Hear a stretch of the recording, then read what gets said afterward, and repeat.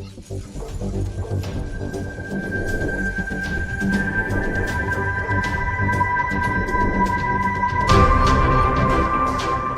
Muda, Datuk Dewan dan Dr. Abdul Rahman Junaidi, Berbahagia Datuk Engineer Elis Jawan, Setiausaha Tetap Kementerian Utiliti, Yang Berusaha Saudara Engineer Chang Petian, Pengurusi Borneo Water dan Wastewater Exhibition and Conference 2018, para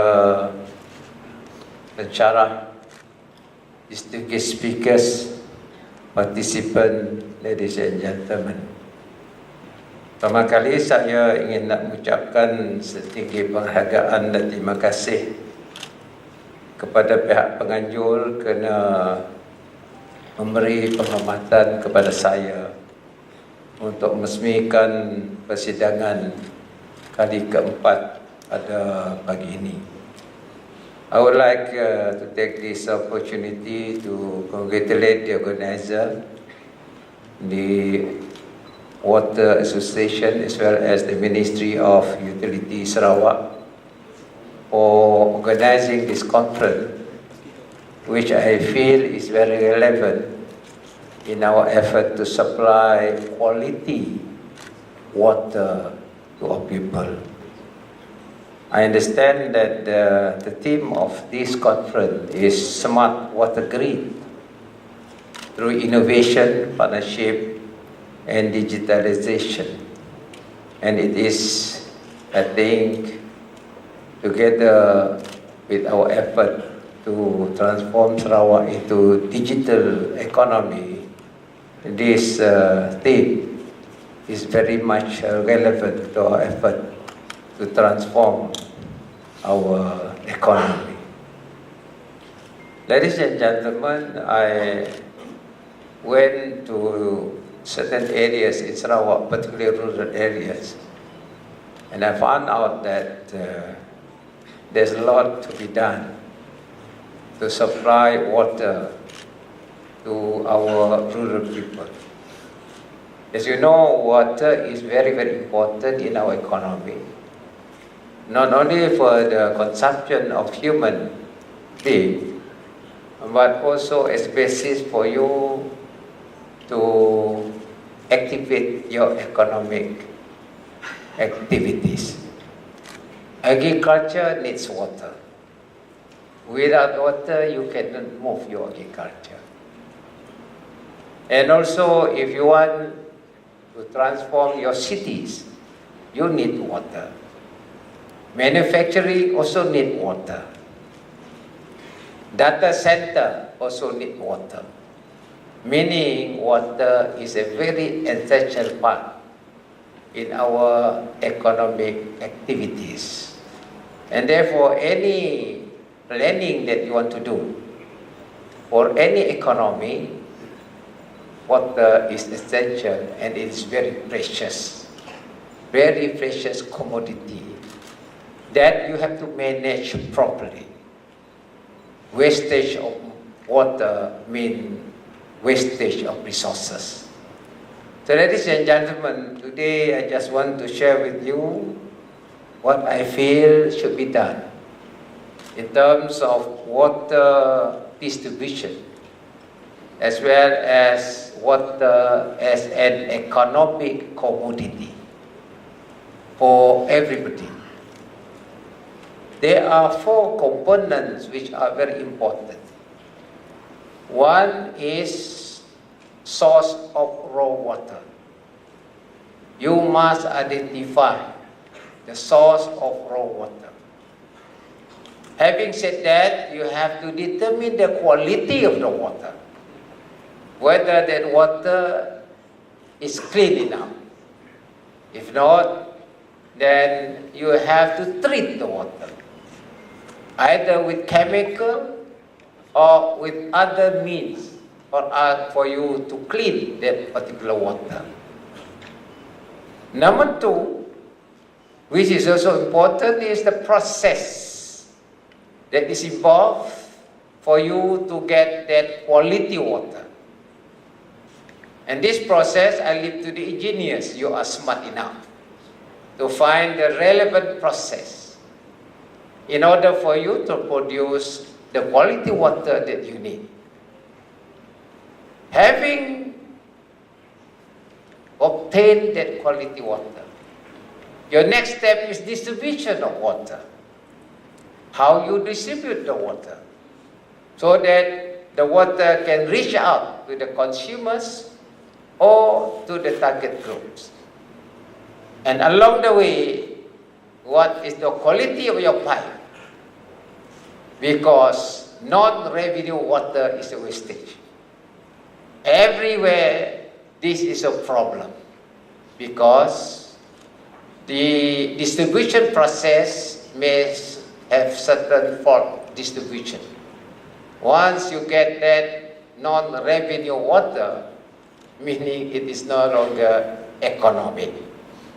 And that is a real wastage in any economy. And the last one is, of course, the need of your consumer, either for human consumption or for the industries. And I believe these are the 4 components that anybody who is interested in water industry, they must know. And for me, in the government, we are looking at these 3 components. For Sarawak, we have, we are developing our hydro dam. And hydro dam is man-made water source. Besides water being used for your turbine, water is also used for your other economic activities in the dam, such as supply of raw water. Sometimes we forget about this. We just look at our rivers as a source of water. Whereas you have abundant source of raw water in your dam, of course, you have to calibrate because certain volume of water is needed for the running of your dam. There must be certain height. But the rest of the water can be used as a raw water storage. And that can be processed and distributed to your grid. And this is where Sarawak has advantage because we have 5 dams, if I'm not mistaken. Batang Ai, you got Bengor Dam, you got Murun Dam, you got Bakun Dam, you got Baleh Dam. And if we proceed with our another dam in Terusan, you have 6 dams. Meaning it is spread out. And this dam can be source of water.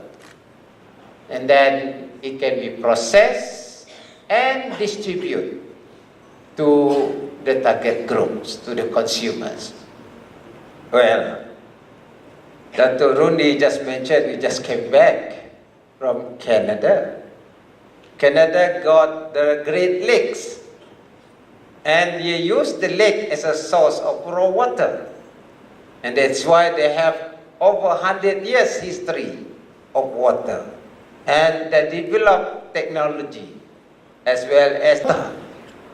And then there's a lot of disciplines being taught there in terms of managing water, distribution water, water content, at the same time, nanotechnology on water. Distribution, they want to separate the character of water, the hydrogen, oxygen, and so on. And this is the way we should appreciate water because it is an economic activity. Of course, some people are skeptical with me when I said we want to separate hydrogen and oxygen from water and using hydrogen as a clean energy to move our vehicle. Some say, iya Bang Jo, mana dia tahu? And then they say, ini cakap-cakap saja. But there you are. I saw one hydrogen filling station right in Eiffel Tower in Paris. We had a lot of people there, and it's very safe. And they fill the car, and the car run on hydrogen. Imagine the volume of water we have here. We can produce hydrogen. People say, "Weh, Abang Jo ni cakap sajalah, betul ke tidak ini?" It's not matured yet. The industry is not matured yet. But in Europe, it is matured. And Hyundai has exported 3,000 cars to Europe using hydrogen. Meaning the technology is already there.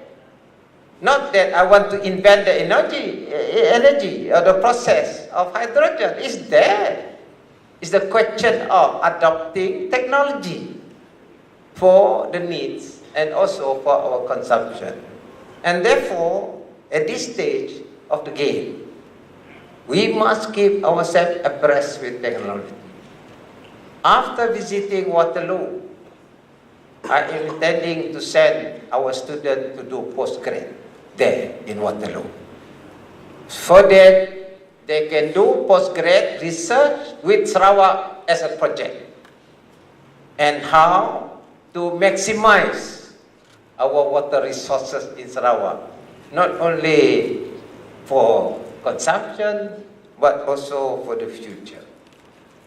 In the meantime, I would like to share with you that water is a problem in our rural areas. It is a problem. Ada air, tidak ada air. Something is a dilemma. Right, not far from Kuching, you also got problem of water.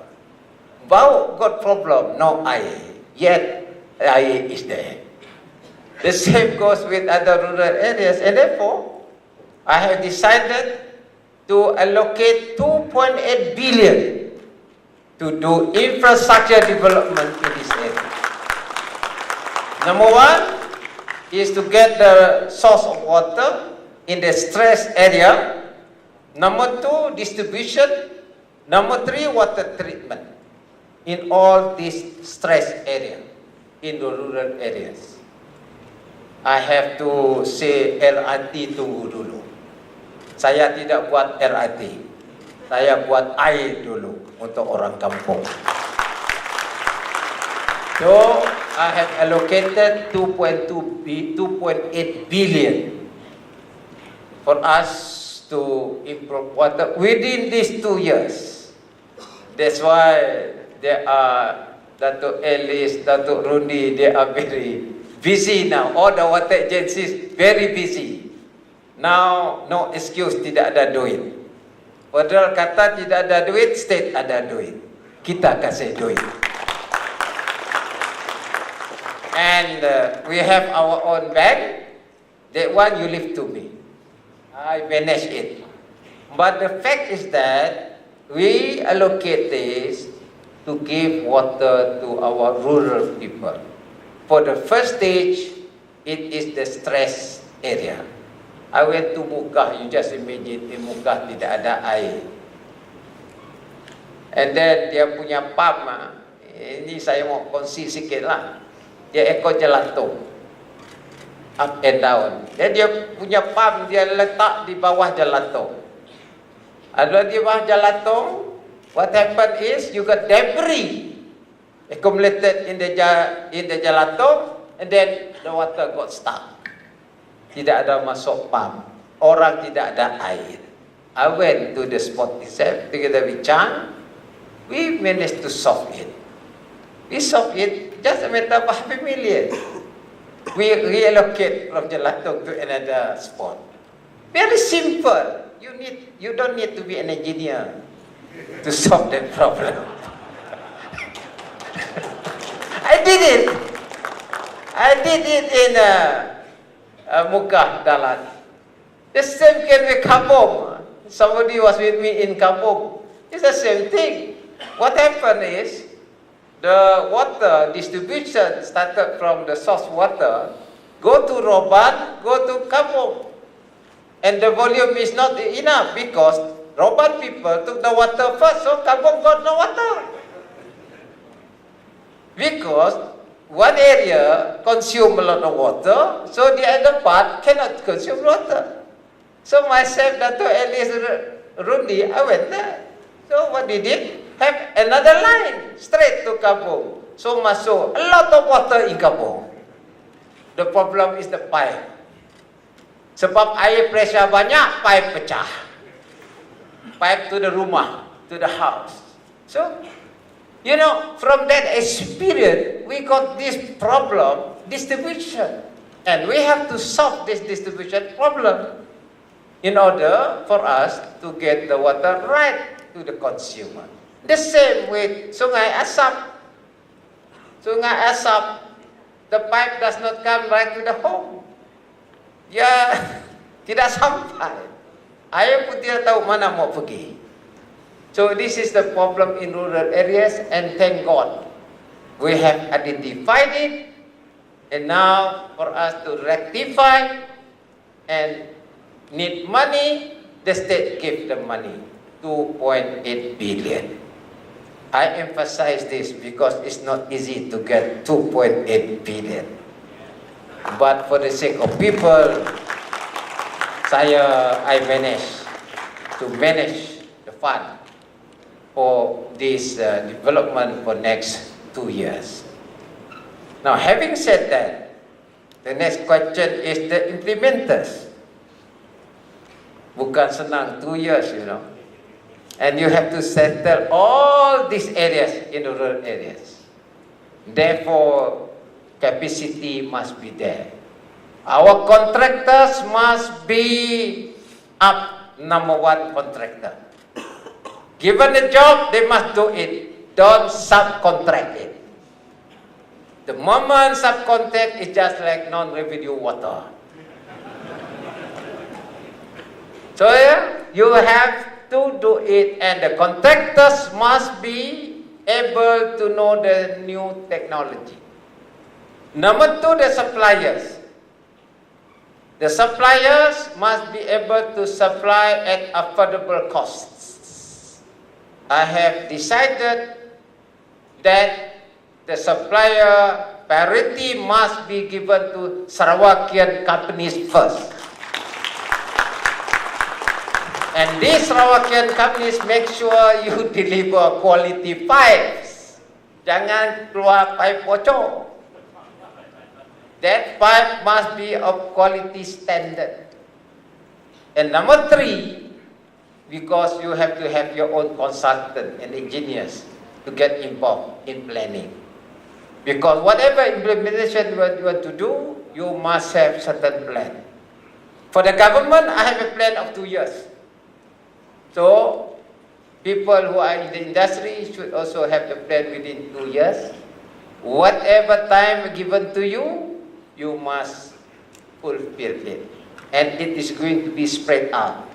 Not only one company. Because the whole Sarawak must be delivered with good water within 2 years. Meaning you have to do simultaneously with all the packages.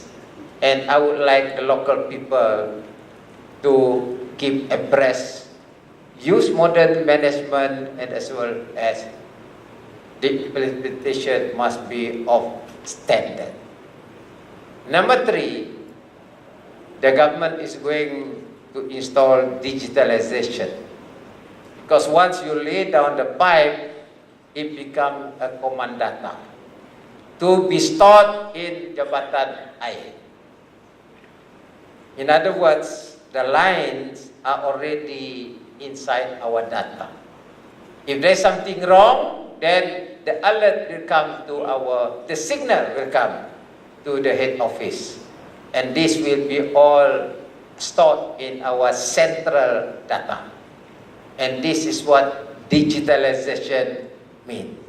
Meaning the infrastructure is stored in our central server. And that enables us to manage water distribution.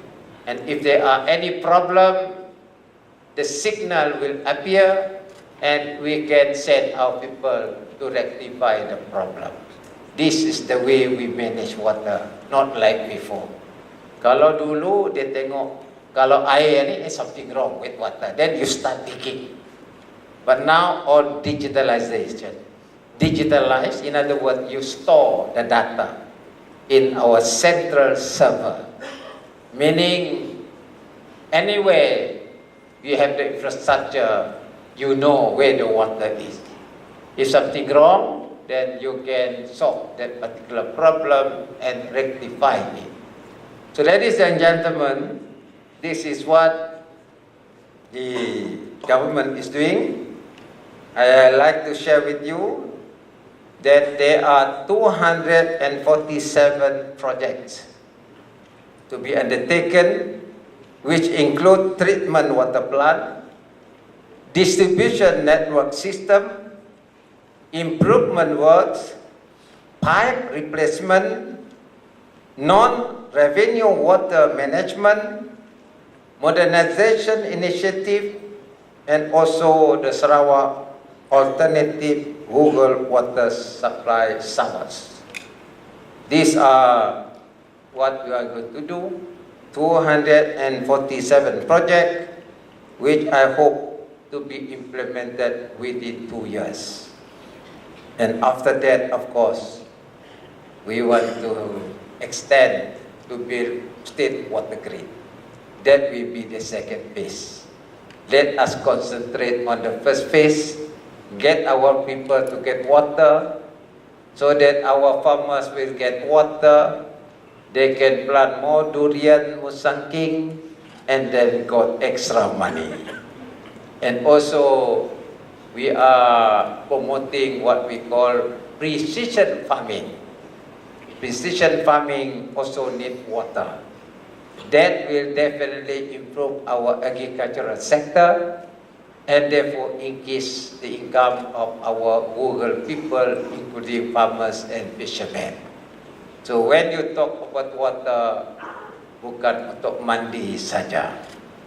Not only for drink, but for us to move our economy forward. With that in mind, I have also scheme to train our officers. As I said, I will send postgrad students to do overseas as well as local institution. And I hope our local universities also to work together with advanced universities, world top class, so that the marriage of information, the marriage of technology, as well as innovation will benefit us as well as the world at large. Environment is a problem, and water has some connection with environment. With that interface between the engineers as well as the foreign expertise, we are able to move forward and employ modern techniques in water management as well as innovative ways for us to distribute our water system. With that, once again, I congratulate those who organize this conference, and I wish you all the best for our future. With that, I have pleasure in officiating this conference. Thank you. Thank you very much.